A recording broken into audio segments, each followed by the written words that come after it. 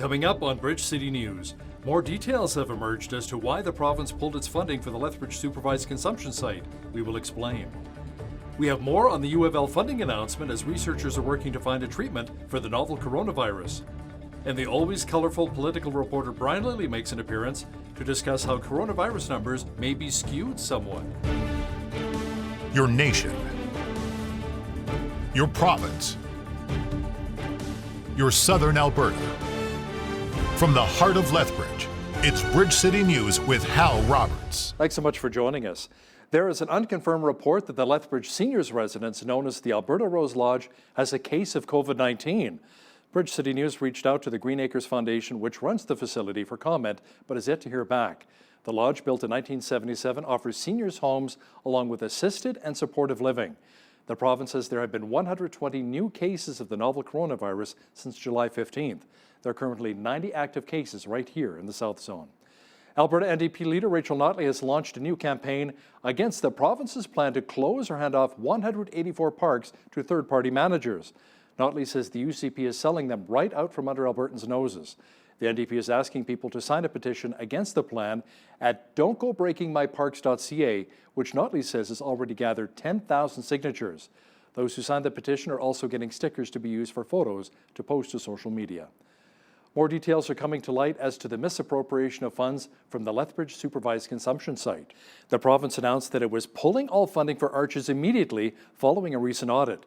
The release noted that it was found that some of the funds Arches received to help clients of the SCS was instead used to pay for travel to Portugal, thousands of dollars worth of gift cards, and unauthorized overtime pay.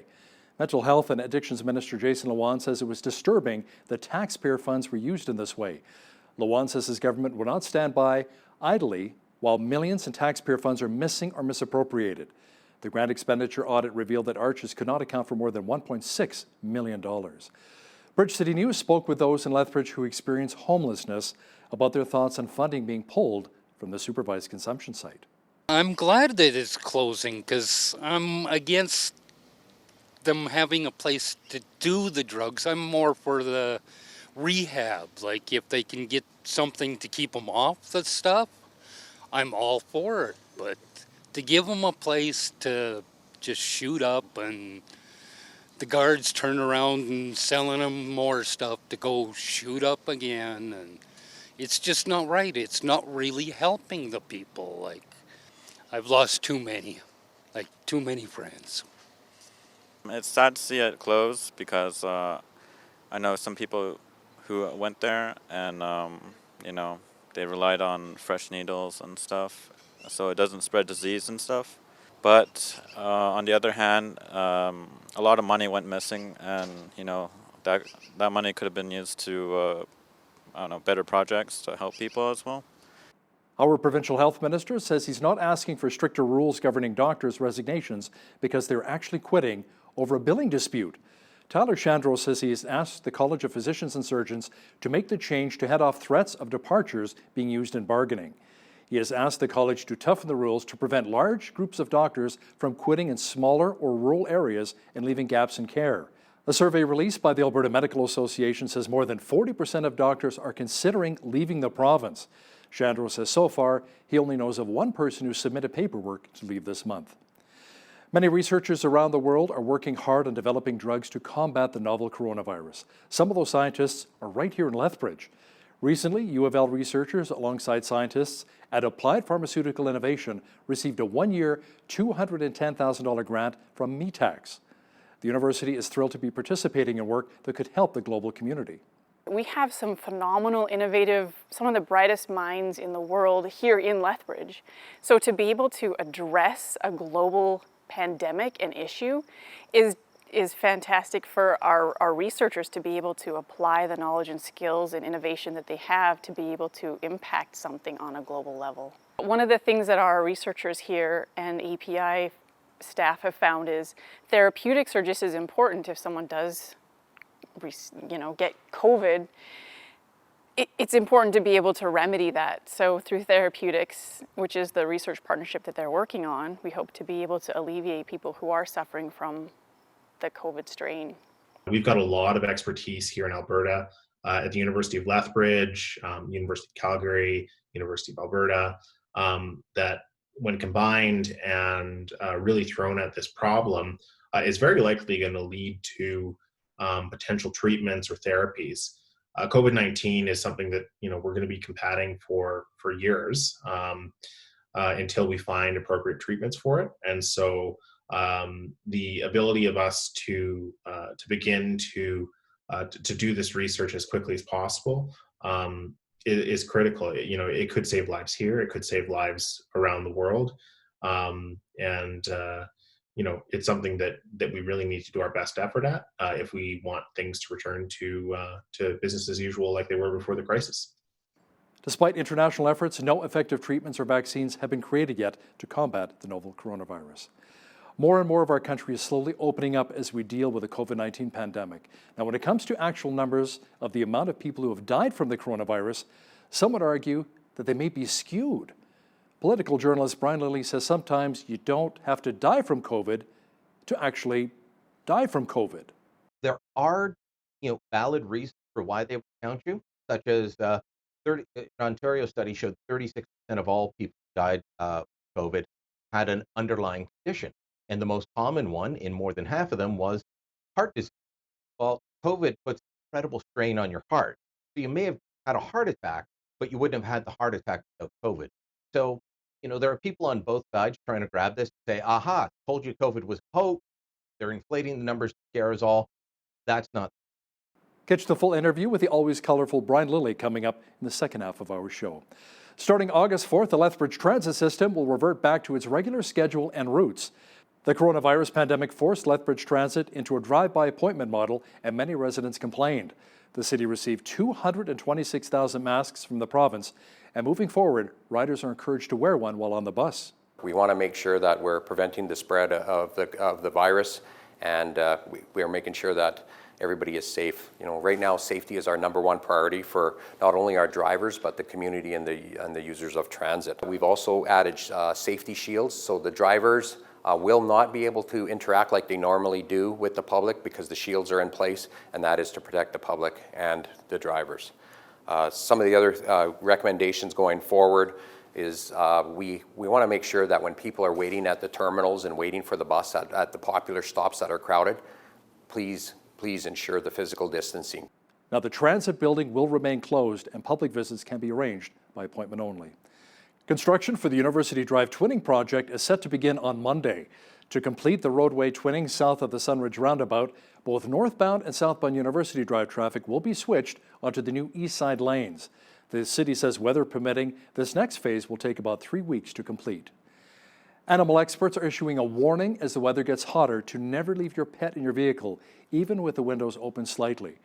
Experts say the temperature in a vehicle can be fatal to a pet as the temperature soars within minutes.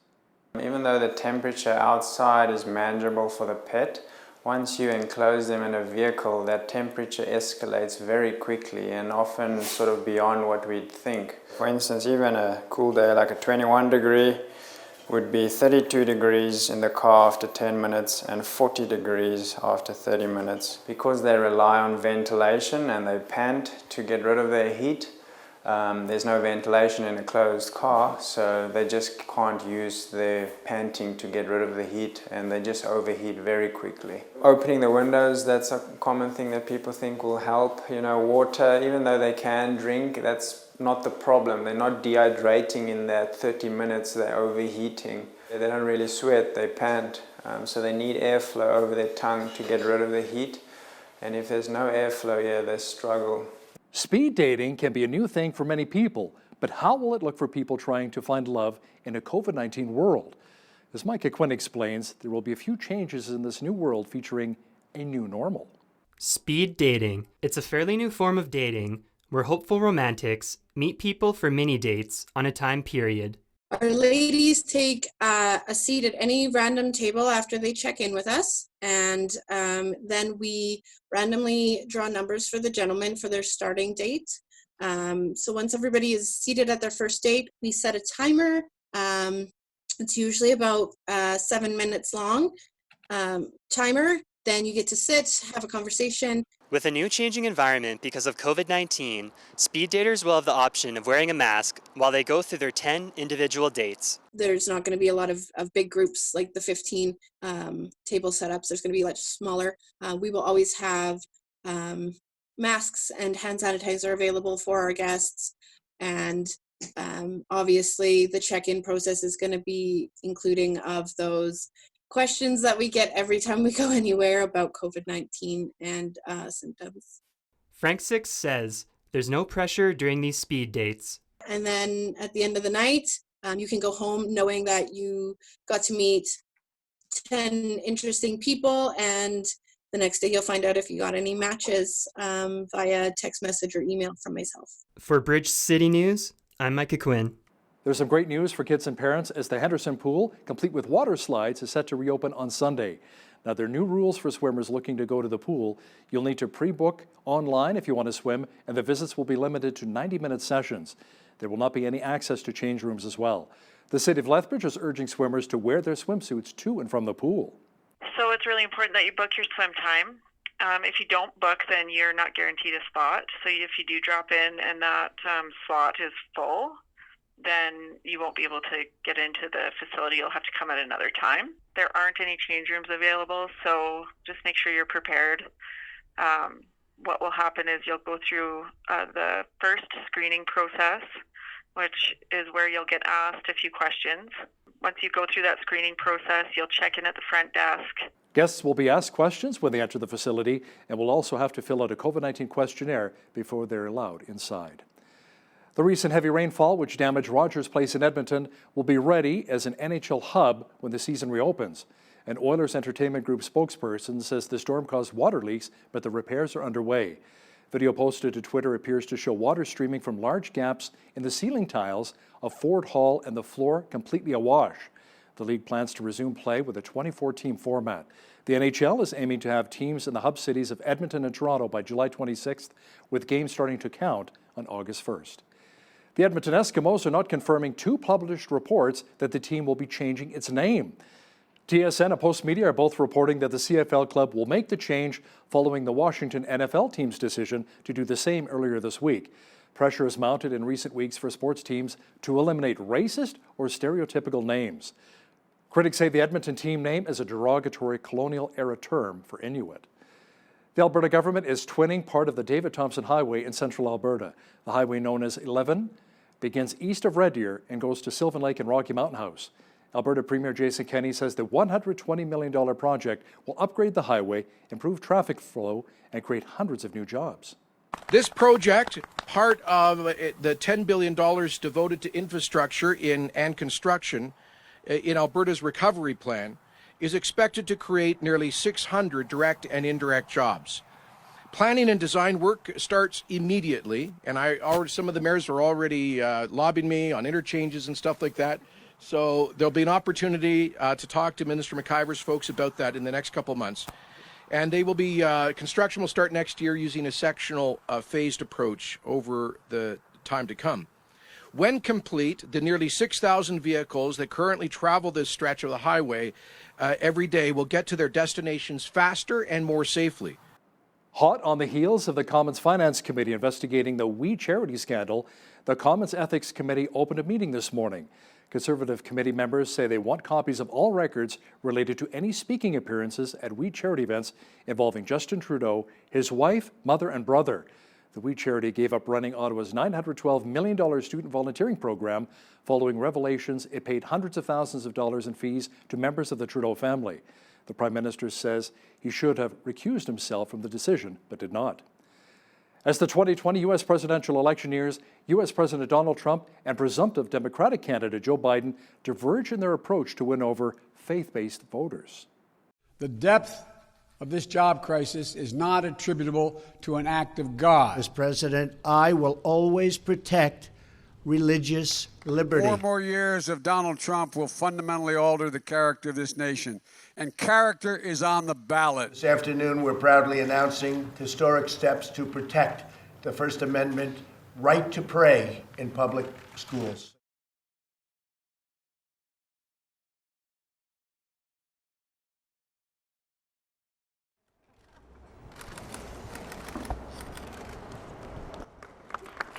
let us reaffirm a fundamental truth.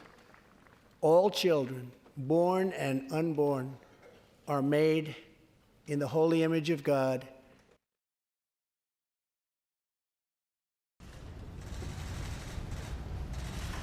There are three basic reasons why I'm running for President of the United States. The first is to restore the soul of the nation, and the second is to rebuild the backbone of this nation. Teams of military medics are being deployed to hospitals in both California and Texas that have been flooded with coronavirus patients. Texas reported 10,000 new cases for a third straight day yesterday, along with 129 deaths.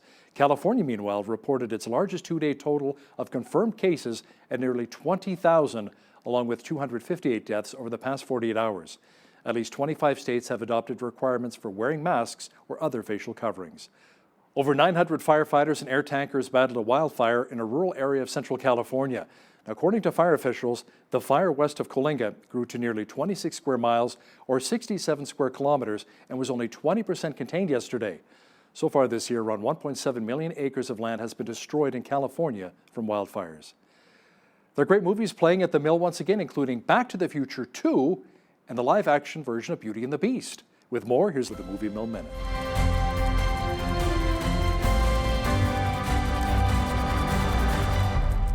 Jack Cunningham was a high school basketball superstar who suddenly walked away from the game for unknown reasons. Years later, he's now stuck in a meaningless job and struggling with alcoholism, the very thing that ruined his marriage and his hope for a better life. But Jack soon gets a shot at redemption when he becomes the basketball coach for his alma mater. Keep pressing, trapping, taking charges. You guys earned this tonight.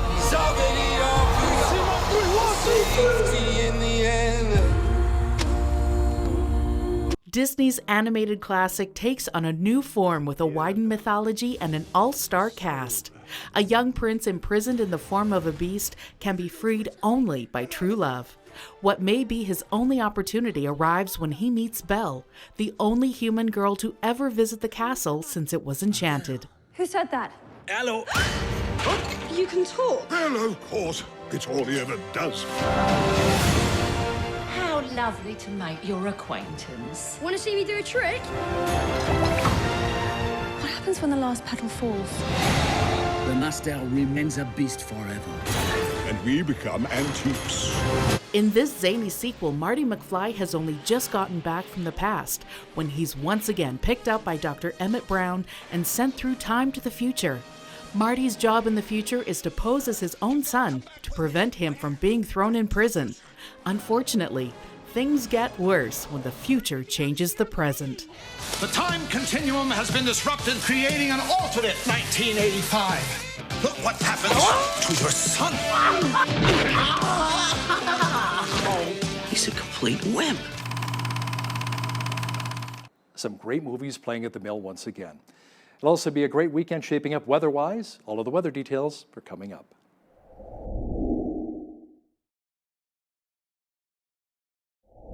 We had lots of sunshine again today, mixed with clouds and warmth. Tonight, a slight chance of a thundershower developing with a low near 10 degrees. Tomorrow, mixture of sun and cloud and a high near 24. Sunday, mainly sunny with a high expected near 26.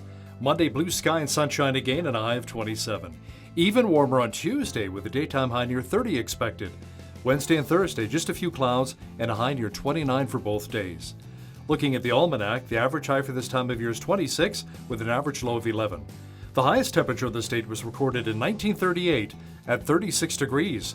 The record low was 3 in 1999. Sunrise was at 5:43, sunset at 9:32. Here's how the weather is looking for the rest of the country tomorrow. Expect loads of sunshine at 22 in Victoria, mainly sunny at 21 degrees for Vancouver. Sunshine at 22 is on tap for Calgary. A good chance of a thundershower at 21 for Edmonton. Showers at 22 for Regina on Saturday. A good chance of showers at 21 for Saskatoon. Rain at 25 for Winnipeg. Toronto had a heat warning today. Tomorrow sunny and hot again with a high near 34. Just a few clouds and 32 is on tap for Ottawa. A mixture of sun and cloud and 30 degrees for Montreal tomorrow. Rain at 27 is expected for Fredericton. Showers at 23 for Halifax. Showers at 22 for Charlottetown. And in St. John's, Newfoundland, rain with a high near 16 degrees on Saturday. Cineplex says it is laying off more than 130 workers in both Canada and the United States. The Toronto-based theatre chain says the job cuts are a result of the COVID-19 pandemic and a failed takeover deal with Cineworld that has turned litigious. Cineplex says it is confident its business will recover from the coronavirus closures. It is in the process of reopening many of its theaters. It is also implementing distance seating, reservations, and additional cleaning. Netflix says it has added a flood of new subscribers amid the coronavirus pandemic. Officials say the company picked up just over 10 million worldwide subscribers during the April through June period. That is more than triple what it usually adds in that period. The increase in Netflix's second quarter earnings eclipsed the gain of 8.3 million subscribers that were forecasted. Netflix has 70 million subscribers in Canada and the United States. Federal Finance Minister Bill Morneau says the Liberals are easing eligibility rules for Ottawa's wage subsidy. The feds have been under pressure to make the subsidy more accessible. The program has loosened the requirement of a 30% drop in revenues so more companies under that cutoff can qualify. Morneau says the rules will be changed so amounts paid out will be proportional to revenue declines due to the COVID-19 pandemic. The federal government announced that it has extended the emergency response benefit known as CERB until August. Now, many business owners are not happy about it since they say it's a disincentive to have people come back to work. Ben Eisen is a senior fellow with the Fraser Institute, and he says with some people, they make more money on CERB. Entirely logical that they might prefer not to do that and, protect their health better, stay inside, all kinds of good reasons. That's not suggest that people making those decisions are in any way lazy or gaming the system. It's that people respond rationally to incentive. And if we have a long period of time where we pay people not to work, there might be a very good reason for that during a crisis. I think there was a good reason for that during the crisis. But, as long as you have it, it's going to be an obstacle to getting full employment again. Ben Eisen from the Fraser Institute will also talk about the federal equalization program and how it's not working for Albertans. That is coming up after business news. Now, here's a look at today's markets. The TSX was up 98 points on the day to finish at 16,123. The Dow was down 62 points to 26,671. The S&P 500 was up 9 points to 3224, and the Nasdaq was up 29 points to 10,390. Oil was down 16 cents to $40.59 per barrel. Natural gas was down a cent to $1.72.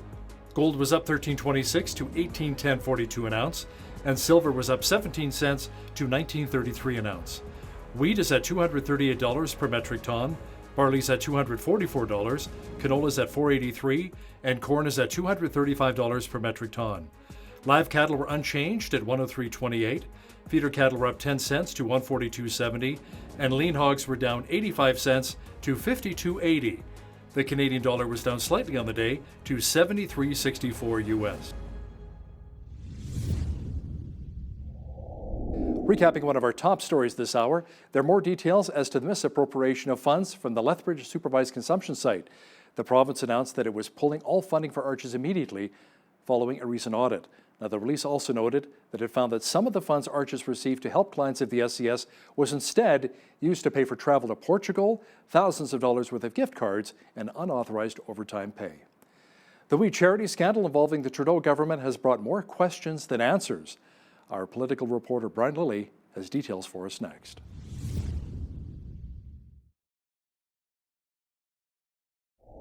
Prime Minister Justin Trudeau says he was sorry for not recusing himself in the We Charity fiasco. Finance Minister Bill Morneau did the very same thing. Brian Lilly joins me now once again from Toronto, one of our regular contributors. Brian, walk me through the connections between the Liberals and We and why it matters that they were caught with their hands in the cookie jar. Yeah, well, and all these apologies, I'm starting to think the theme song for Trudeau's Liberal government right now might be the Patsy Cline classic, I'm sorry. I won't sing it for you. I won't do that to your ears, but he was very, very sorry this week for not recusing himself. And the reason that that's important, both for Trudeau and for Morneau, as well as his chief of staff and his natural resources minister, who were all part of giving this $912 million sole source contract to We, the charity, is that they all have close ties. So this part of the problem is not about We, it's about the government.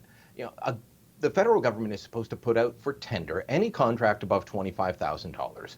If it's below $25,000 and I'm like, Hal, you're a great guy, I like working with you all the time, I need this done and I know you can do it. I can give you a contract for $24,999. But that has to include HST. Oh. But if it's above $25,000, it has to go to tender. They didn't put it to tender. Now, Justin Trudeau's mother, brother, and wife have all been paid to work at WE events. Justin Trudeau has a very tight, intimate relationship with Craig and Mark Kielburger, the founders of WE. And he's been very close to the organization. He's spoken at their first WE event in 2007, in 2008, in 2012, 15, 16, 17, and I think maybe 2018. Bill Morneau has a daughter who currently works for WE. The whole family's been on trips with the organization that, the Morneau family did pay for themselves. And Katie Telford, Trudeau's chief of staff, and his natural resources minister, Seamus O'Regan, started a charity to raise money for WE to pay for arts programming at WE schools in places like Kenya and Ecuador. So this is a government very close to WE. So turning around and saying to them, hey, let's give these guys over here, our friends, a $912 million contract, that's problematic on its own. But none of them put their hands up and said, you know what, I can't take part in this, I'm too close. That's what you're supposed to do to avoid conflict of interest. They didn't do it, and therefore, it looks like the Prime Minister is being too cozy with his friends, with your money, by the way. Now, last Friday, we learned that WE had in fact paid the PM's mother, Margaret Trudeau, to speak at WE events. Now we find out she spoke at a big Canada 150 WE Day on Parliament Hill, where the feds chipped in money, and the PM's mother was actually paid there. Yeah, so that makes it even cozier, is that the federal government is giving money for this event. It was July 2nd, 2017. You might remember the stories about the disastrous Canada 150 on the Hill. It was raining. Bono and the Edge from U2 came out briefly. They couldn't get people on the hill due to the security they put up there. I've been up there for countless events, including several Canada Day concerts, and it's normally seamless, but this one was a disaster. Well, the next day they left everything in place. That very expensive stage, I'm sure you remember, it takes weeks for the civil servants to put that up, Hal. It's very expensive. They just gave all of that equipment and infrastructure to WE, plus they gave them $1 million. And then that is one of the 28, I believe it's 28 events that Margaret Trudeau spoke at for WE, while she was earning her $312,000 from them. The feds put in more than $1 million to this event, plus all the in-kind infrastructure donations. So it just makes it all that more cozy, all the more reason the PM should have said, I'm not in on this one, guys. I'm going to step aside. You make the decision. Now, the opposition parties have been saying the government made a huge mistake here because they could have used an existing program. Brian, would potentially using this summer jobs program have worked out a little bit better? Oh, for everyone involved. Look, the Prime Minister's got headaches from this. He's probably going to take a bit of a hit in the polls. Ethics scandals may not bring a government down, but it leaves a bad taste in people's mouths. And anyone that thinks SNC-Lavalin and the Aga Khan Island trip didn't hurt him, well, just look at the last election. He went from majority to minority, and he barely scraped his way into government, skin of the teeth sort of thing. So another one of these where the ethics commissioner, I don't know how Mario Dion, the ethics commissioner, does not find the Prime Minister guilty. Well, that's going to ding on the Prime Minister. WE is facing more scrutiny than they ever have, and the people waiting on this money from this summer grant thing, well, they're still waiting because it's been delayed. The Canada Summer Jobs Program has been around for decades. It was around when I was coming out of high school and looking for a summer job. It's a good program. It works. Guess what it does, Hal? It matches people with job experience and gives money to the employer to allow the student to do it. It's very similar. Now, the claim is, well, this was supposed to be for volunteer. Well, if you're getting paid, it's not volunteer. And if you're going to get up to $5,000, between $1,000 and $5,000, guess what? The average is about $3,500 with Canada Summer Jobs Program. Wow. This could have put money in people's pockets, no headaches for the PM, no headaches for WE, and nothing for journalists to talk about in the summer. But people would have, it just would have happened, and they didn't do that. Now, Brian, you've collected a lot of information on WE and their affiliated organizations, from who pays for what, who profits, what kind of real estate they hold. What did you find out? Well, I started to look into this because, of course, one of the things you do when you're investigating any sort of group is say, okay, where's the money? I was off the week that the whole WE scandal fiasco, whatever you want to call it, broke.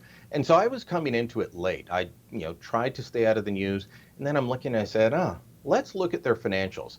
Now, with a charity, what you're often looking for is, do they pay too much for administration? Are a lot of people getting really high salaries and not a lot of money going to the intended cause? That's not the case. I did not find that at all with WE.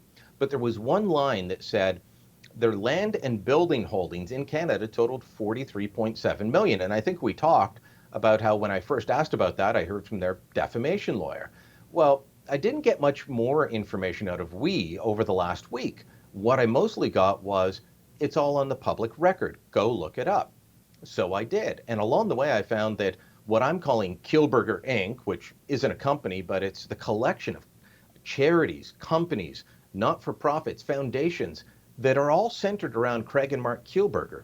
They own an entire block of real estate on Queen Street East, not far from downtown Toronto. They own this historic building that is the WE Global Learning Center, but they own the rest of the block as well, several houses just south of that down the side street, and several buildings across the street. To me, this looks like they're amassing something to do a big redevelopment. And in fact, they've talked about wanting to redevelop. They haven't been all that clear with their plans on what it will be, but they have said they're looking to redevelop the land. Is that really what you're looking to do with charity money when you're donating to charity? I know some of this was specifically, people said, I'll give you $5 million to build this WE Global Learning Center. But what about all the other buildings? And some of them are owned by WE Charity, some are owned by a group called Imagine One Day International, which is a charity that WE has effectively taken over. The Me to WE Asset Holdings Inc., which is a holding company for the Me to WE private company that the brothers own, and then there's a Me to WE Foundation. So we've got 4 different groups, all centered around the Kielburgers and owning 15 different parcels of land in this one block. Brian, more of the country is opening up from COVID-19. Now, you looked at coronavirus deaths across the country and how provincial authorities counted deaths. It turns out you don't need to die from COVID to actually die from COVID. Can you explain? Yeah, sometimes you're dying with COVID, but not from it. And so I started investigating this after a tweet from Toronto Public Health where they said, yes, people who die with COVID, but not from it, are included in our death count. And I thought, well, that's interesting. We've all talked about that.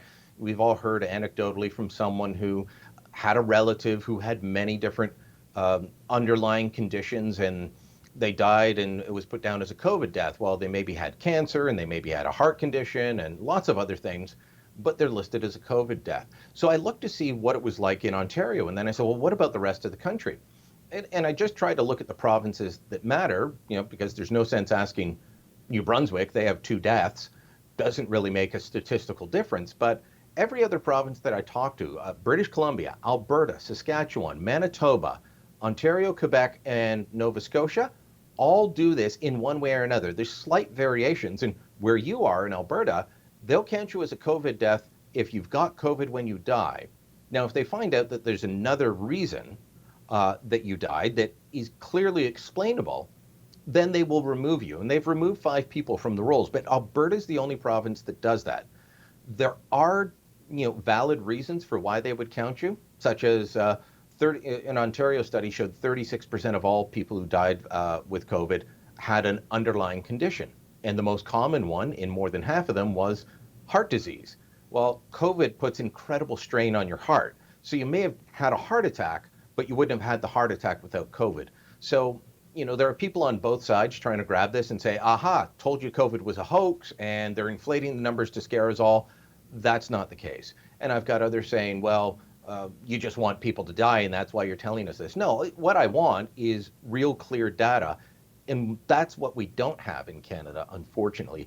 Health officials have been, working under incredible pressure throughout all of this, but we do need to look at our reporting system and our data going forward.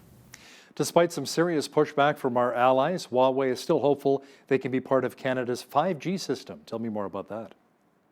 Yeah, they are doing an all-out push, and full disclosure, the story that came out on this, I think it was from the Canadian Press. It cites a friend of mine, someone I've known and worked with for years and who I see socially here in Toronto, Ali Kanvelshi, used to be with the Harper government. Now he works with Huawei. He still talks to me, even though I constantly write about why Huawei shouldn't be in 5G and we shouldn't deal with the company. But, they're hopeful that the Trudeau government sees it a different way. I'm not sure how they do at this point. Canadian public opinion has really turned against Huawei and against China over the kidnapping of Michael Kovrig and Michael Spavor. Huawei has, spent a lot of money helping fund research at universities. They've done a lot in terms of trying to help rural and remote communities get decent cell service, including in Canada's far north. But as far as letting them in the middle of everything that's going on between Canada and China, I think it's very difficult. I mean, there's even talk now that TikTok, which is a Chinese app, that if you've got it on a company or a government phone, you should be deleting it, and not using that social media because there are security risks. So the Trudeau government's going to be in tough to follow through on this, but that's not stopping Huawei from doing their major charm offensive. Now, Conservative leadership hopeful Aaron O'Toole released his policy on China this week. And now, Brian, you're calling this the most well-thought-out China policy yet from the candidates. Yeah, not all of them have released full policies. They all have, by the way. Peter MacKay, Aaron O'Toole, Derek Sloan, Leslyn Lewis, they've all said that they will ban Huawei from Canada's 5G, and they've all made statements to one degree or another talking about a need to reset Canada's relationship. But O'Toole takes it a step further in laying out a plan. Now, the others may come out with something similar, but they haven't yet.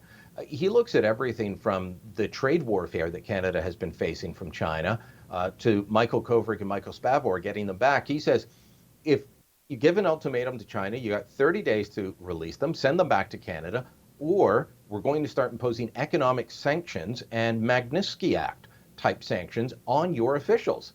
And that would be very uncomfortable for China. And on top of that, there's this discussion about working with the United States, with Australia, Britain, and other allies, South Korea and Japan, to lessen China's dominance in economic affairs, especially things like supply chain.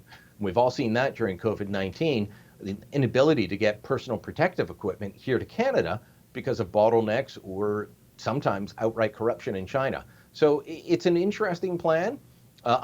By the way, I'm not endorsing Aaron O'Toole. I don't believe I'll be endorsing anyone in the Conservative leadership campaign, but I will be writing about it when they come out with interesting proposals.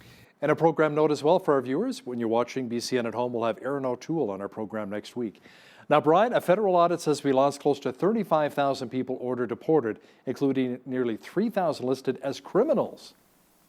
Yeah, this is a bit of a disturbing report, and we've seen similar ones in the past, but not with numbers quite this high.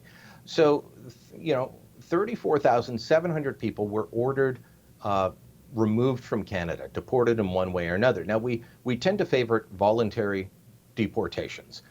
It's cheaper, it's less cumbersome, but not everyone follows the rules. And apparently, without a lot of enforcement, 34,700 people decided not to follow the rules. Most of them were rejected because they had, might have been a false claim. They might have claimed refugee status, but they didn't qualify.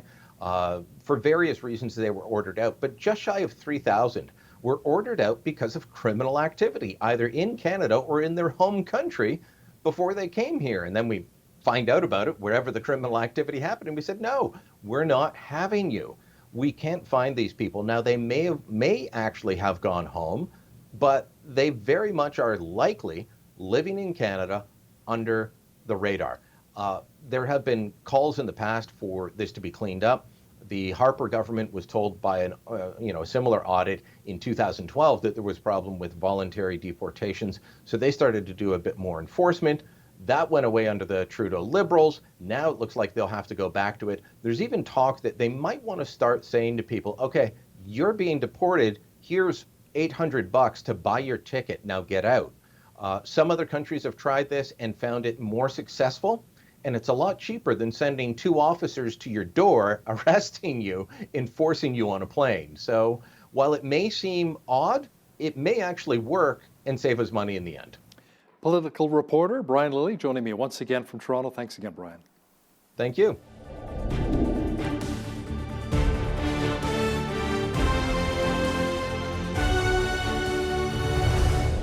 Many Albertans, including our very own Premier Jason Kenney, are not happy with how much our province gives out in equalization payments each and every year. To talk more about it, more detail, is Ben Eisen.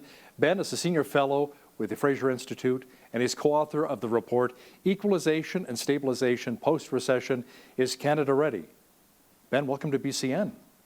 Thanks so much. So Ben, can you briefly explain how equalization really works and its purpose?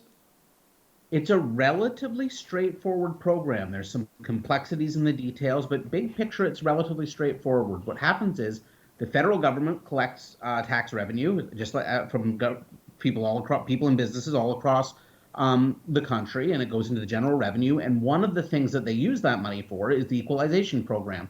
And the equalization program is pretty simple. What it does is it takes federal revenue and it sends it, just pretty much direct cash payments, to lower income provinces in the country, to provinces that are deemed to be less able to provide quality public services to their residents without higher levels of taxation. So it's pretty straightforward. The federal government figures out through a formula which the lower income provinces are and sends their government some money. You know, Alberta's been forking out billions upon billions of dollars each and every year. Premier Kenney's talked about how much Quebec has received, Ontario has received. Alberta sometimes has received the short end of the stick. Will our province be receiving some of that money back as we're still trying to recover from a pre-COVID-19 recession? No, Alberta will not receive any equalization payments now or the foreseeable future. The reason for that is that Alberta still, despite all of the terrible economic hardship, still has higher average incomes than people in most other parts of the country, than in any other province, actually. So the way that equalization works, Alberta can't become eligible. But what's interesting is that Alberta has also not been eligible for very significant payments under the stabilization program. That's a cousin of the equalization program, designed to help provinces, even if they're higher income like Alberta, that have taken a hard hit. And quirks of the program, that one, have meant that it really has provided very little help for Alberta during this very difficult time. So if you sort of think of the two together, equalization and its less known friend, the stabilization program, you can say that they haven't served Alberta well and that Alberta's received very little money out of either program. Ben, should Alberta have received some payments perhaps during the oil collapse in 2014? Well, Alberta did receive at that time some stabilization payments, but they're just a drop in the bucket in terms of how small. There's an arbitrary cap on the amount. It's $60 per person. The reasons for that cap are sort of silly. They're rooted in an event that happened in the lumber industry in British Columbia in the 1980s. It's ad hoc and arbitrary, and it's not well designed or thought through. So Alberta did receive a small amount of money through stabilization back then, but the amount was not determined by a sensible formula. If you want to have a stabilization program that's designed to help governments deal with it when there's serious shocks to the economy, such as occurred in Alberta in 2014-15, and such is happening again today, then that program needs a fundamental rethink, because right now it's designed so that it can do no more but deliver a drop in the bucket to help a province like Alberta when it's going through a shock like it is today. Do you think we will ever have a referendum here in Alberta on equalization, Ben? And if so, would the federal Liberals even listen or take notice? Well, the Premier says that there will be a referendum. Premier Kenney says there will be a referendum. The Fair Deal panel, which the government struck, recommended a referendum on equalization. So the signs do look like it will happen. I can't quite guess how other governments will respond. It is a federal government program, so it becomes a little bit hard to know exactly what that will look like, what the negotiations would be, what the role of other provinces would be, in a little bit of uncharted territory with one province having a referendum on a specific federal program. But there could be movement in terms of its role in the Constitution, and perhaps one theory holds that the whole purpose of this is to start a broader conversation, not just about equalization, but about fiscal transfers generally, about the thick network of programs by which the federal government collects a lot of money and sends it to the various provinces. And that goes beyond equalization. And so maybe a referendum could trigger a rethink on a lot of those things, and then perhaps something good would come of it.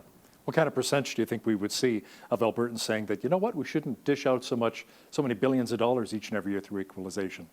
80 to 90% of Albertans? I won't speculate because I try and steer clear of public opinion and guessing about political outcomes. But I'll say this, and for Alberta, equalization is a large federal program. It's about a $20 billion a year program, and it's a program from which Albertans receive no direct benefit. So the fact that it's unpopular in Alberta only makes perfect sense. And for taxpayers elsewhere, residents elsewhere in the country who struggle or who wonder why equalization is such a point of friction and tension, I think it's worth taking a moment to think about federal programs that such a large federal program that existed, let's say, that delivered no benefit whatsoever to Ontario. Would we expect it to be popular in Ontario or Quebec if there was a big federal program as big as $20 billion that delivered no direct benefits to Quebec? Would we expect that program to be popular there? No. So the equalization's lack of popularity in Alberta makes perfect sense to me, and it is, in fact, in my view, entirely predictable. You know, the equalization payments as well here in Alberta have given rise to the Wexit Party, the separatist party here in Alberta. You know, people are saying we should take our money and run. What are your thoughts on that? Well, that's a political outcome in and of itself. But there are huge advantages to being part of a larger, diversified country, particularly going through difficult times such as now that we can see. And there's also there would certainly be a lot of political uncertainty, economic uncertainty from investors wondering, hey, what would something like that look like? And there's a lot of good evidence that political uncertainty is bad for the economy. It hurts growth. And things of that nature. So I think there'd be a lot to worry about in terms of the effect on political stability, investors thinking, hey, what's this going to really look like? And we saw that. We saw that happen in Quebec a lot of during the separatist movement. A lot of businesses and capital fled out of Montreal. And so it's something to keep in mind that there can be damage caused by the uncertainty that these things can create. Now, Ben, you kind of touched on this a little bit earlier about the current equalization program. Provinces receive payments based on their fiscal capacity, but how else does it work? Well, the fiscal capacity calculation is quite complicated. What that means is it evaluates each province's ability. Let's say they all have the same tax rates. If you would generate more money, you have higher fiscal capacity. If you have less money, you have lower fiscal capacity. But it also calculates. It also includes natural resource revenue. Approximately 50%. It's 50%. The formula is a little quirky and not worth getting into, but for the sake of simplicity, natural resource revenue also feeds into that, and that's problematic in terms of the incentives that it creates, because in have-not provinces, Quebec, Manitoba, there's been disincentives towards the actual generation of natural resource revenue because people respond to incentives. When they see their receipts of those revenues go up, equalization goes down almost commensurately. So certainly it's very important when we're looking at equalization and its related programs to take a hard look at what are the incentives that this is creating, and is it creating incentives for growth? Is it creating incentives for national cohesion? Or is it creating incentives for different kinds of public policy and frankly serving to create tension? And when the program is creating tension rather than unity, I'd go so far as to say that it's really failing to achieve one of its key purposes, which should be to bring Canadians together. Why do you think Ottawa would come up with like Bill C-69, preventing a lot of oil pipelines and regulations on our energy sector when you need that money to help support equalization payments? It's like cutting off your nose to spite your face, the expression goes. And that, I think, is a major source of frustration in Alberta, that there's a sense, and not just a sense, there has been real challenges to the creation of energy infrastructure in the province that have been created by policymaking in other parts of the country. And that is a huge source of frustration. Albertans, like people in any other province in the country, want to prosper. They want to be able to make use of natural resources they have. They want to be able to get global prices for their resources rather than something less, which is what happens when you have a lack of pipeline access. So I think on that point, and certainly all of Canada benefits from a prosperous Alberta. As you say, it contributes more to equalization payments. Not just equalization, though. It contributes more per person to all federal programming when Alberta's thriving and people are making high incomes and paying high income taxes. All of Canada benefits from a strong Alberta. And in fact, Canada is badly weakened by a weak Alberta. And so certainly frustration surrounding laws that made the development of the energy infrastructure impossible for so long. I think frustration surrounding that is entirely reasonable. Ben, an oil tanker carrying Alberta crude just completed a 1-month journey through the Panama Canal because there was no pipeline from BC to the East Coast, to carry that Alberta crude. That was a 12,000-kilometer trek. Ben, many agree this is simply ridiculous. Will we eventually see a pipeline from the west to the east coast so people can use Alberta oil?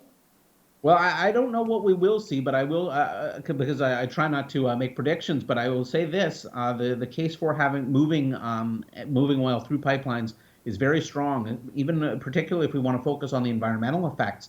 There's very strong evidence that if you move oil through pipelines, you're much less likely to create environmental damages at the local level than if you move it all the other ways that you can move it. You move it by rail. You just mentioned a long voyage of a ship. Something can go wrong, can easily go wrong there. But certainly the evidence is crystal clear that pipelines are a much safer way to move oil across the country than oil by rail, which is the #1 replacement when pipelines don't exist or are inadequate.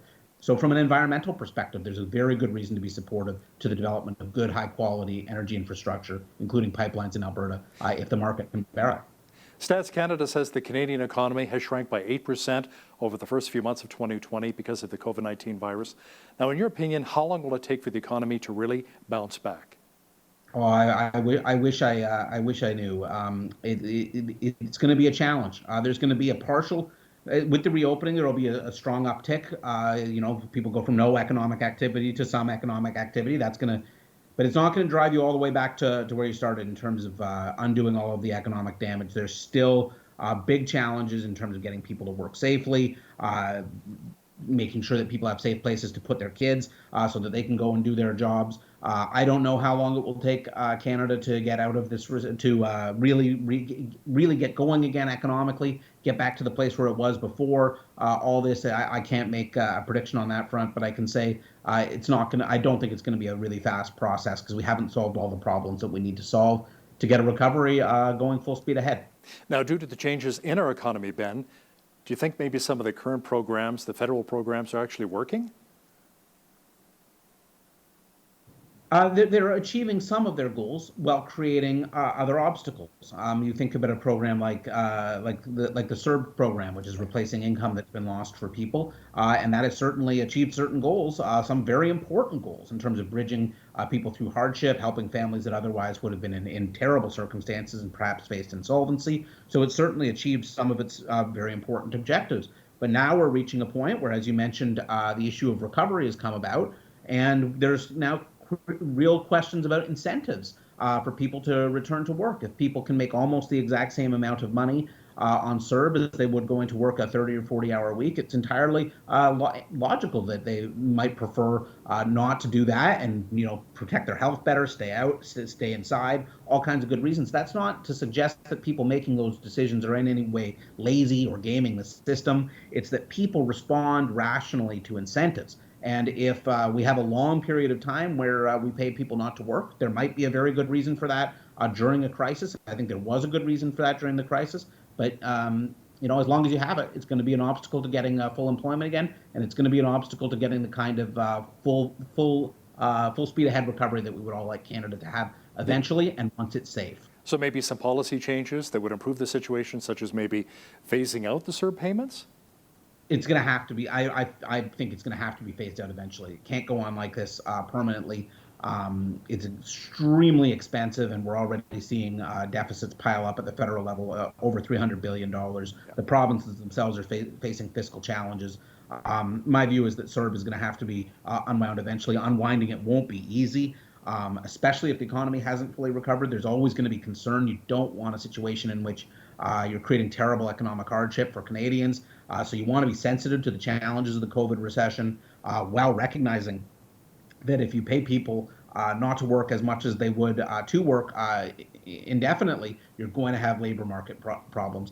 So I don't envy any of the people making these decisions. They're hard choices. They're difficult policy changes. But the programs that have been implemented, the CERB program, the CEWS, the wage subsidy, they're simply, in my view, not sustainable in the long run. And the governments need to be thinking now about how they're going to unwind them, because I'll tell you, it's not going to be an easy trick. You touched on that. You're right. The deficit is $343 billion. The debt's approaching $1.2 trillion. So, and I mean, this is money that we have to pay back eventually.